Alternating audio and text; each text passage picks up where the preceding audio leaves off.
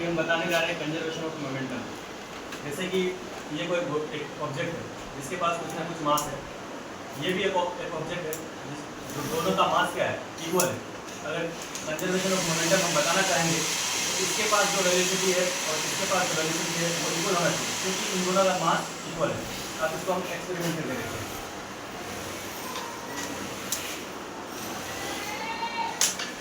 हैं। आपने जैसे देखा कि जब एक बॉडी से जब इसको एक बॉडी से जब हम इसको कुछ ना कुछ वेलोसिटी दिए, तो ये जब आपस में जब कोलिजन हुआ था तो इसका भी मास सेम था, इसका भी मास सेम था। जब दोनों का मास सेम था तो कंजर्वेशन ऑफ मोमेंटम को कंजर्व होने के लिए दोनों का वेलोसिटी भी इक्वल होना चाहिए था। इसलिए ये भी उतना ही स्पीड से गया, जिसको जैसे हम इसको जितना स्पीड से आगे किए, जितना स्पीड से इसको हिट किए, उतना ही स्पीड से ये वाला ऑब्जेक्ट भी उतना ही स्पीड से आगे गया। इसी को हम लोग कहते हैं कंजर्वेशन ऑफ मोमेंटम।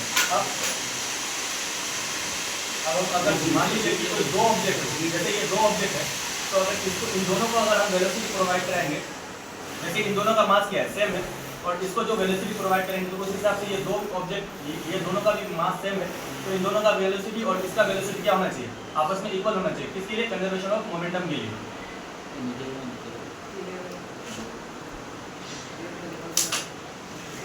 कि दो ही ऑब्जेक्ट जो है आगे गए, इसी को हम लोग कहते हैं कंजर्वेशन ऑफ मोमेंटम।